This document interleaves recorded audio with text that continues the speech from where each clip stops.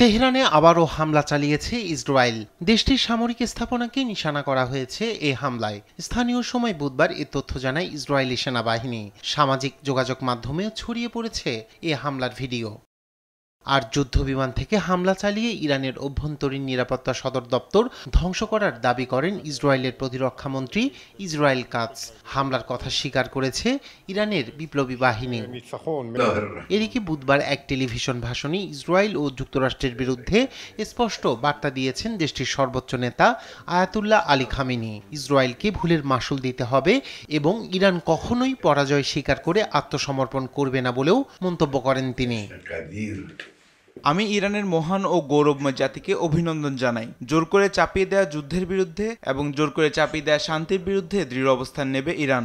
ইসরায়েলকে ভুলে চরম মাসুল দিতে হবে। ইরান কারো কাছে আত্মসমর্পণ করবে না। এ সময় যুক্তরাষ্ট্রের প্রেসিডেন্ট ডোনাল্ড ট্রাম্পের বক্তব্যের জবাবে কঠোর হুঁশিয়ারি দেন খামেনি।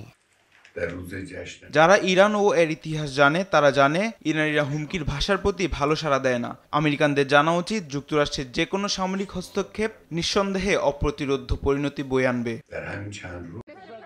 এদিকে যুক্তরাষ্ট্র কি ইরানের পরমাণু স্থাপনায় হামলা চালাবে? সাংবাদিকদের এমন প্রশ্নে সরাসরি জবাব এড়িয়ে গেছেন মার্কিন প্রেসিডেন্ট ডোনাল্ড ট্রাম্প। কি করতে যাচ্ছেন তা কেউ জানে না বলেও জানান তিনি। আপনারা জানেন না আমি হামলা করব কিনা। আমি করতেও পারি, নাও করতে পারি। কেউ জানে না আমি কি করতে যাচ্ছি। আমি শুধু এটুকু বলতে পারি, ইরান এখন অনেক সমস্যায় আছে। ওরা আলোচনায় আসতে চায়। অন্যদিকে বিশ্ব এখন বিপর্যয় থেকে মাত্র কয়েক মিলিমিটার দূরে রয়েছে বলে মন্তব্য করেছেন রাশিয়ার পররাষ্ট্র মন্ত্রণালয়ের মুখপাত্র মারিয়া জাখারোভা।